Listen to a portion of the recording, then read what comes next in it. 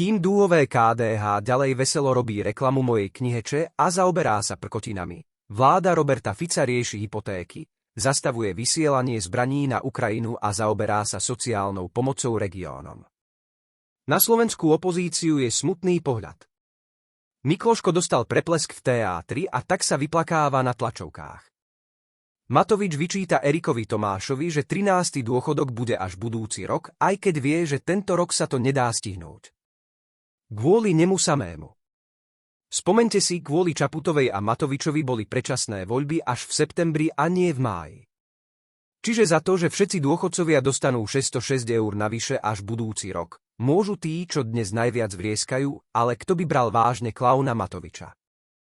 Progresívne Slovensko je úplne stratené, zosmiešňujú sa odvolávaním ministra, ktoré ani nie je technicky možné, netušia nič o parlamentných procedúrach a títo chceli vládnuť. A ich akože kresťanská pobočka KDH čelí vážnym obvineniam, ktoré sa snažia prekryť klamstvami o Che Guevarovi. Predseda KDH Majerský si kúpil luxusnú haciendu pod Tatrami, pričom verejný pozemok najskôr ešte ako primátor Levoče odklepol firme istých Zoričákovcov a potom to od nich kúpil. Kšeftisko ako mraky. Ale hlavne, že jeho KDH-ci budú moralizovať o mne. Ja žiadne kšefty s pozemkami nerobím a moje jediné previnenie je, že som ľavičiar a vlastenec. Je až neuveriteľné, akú podporu mi vyjadrujú bežní ľudia. Hlavné správy to vystihli.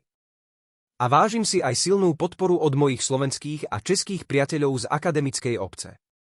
Ozývajú sa mi dokonca z Nemecka či Talianska. Ďakujem za to.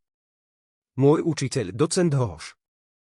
Môj bývalý riaditeľ na politologickom ústave na Savke, doktor Dinuš. Odfotili sme sa pri Jánošíkovi, dúfam, že sme mohli. Stoja za mnou ako všetci ľavičiari. A hrdí Slováci. My riešime problémy ľudí, nie KDH-cké taľafatky. Držme palce vláde Roberta Fica.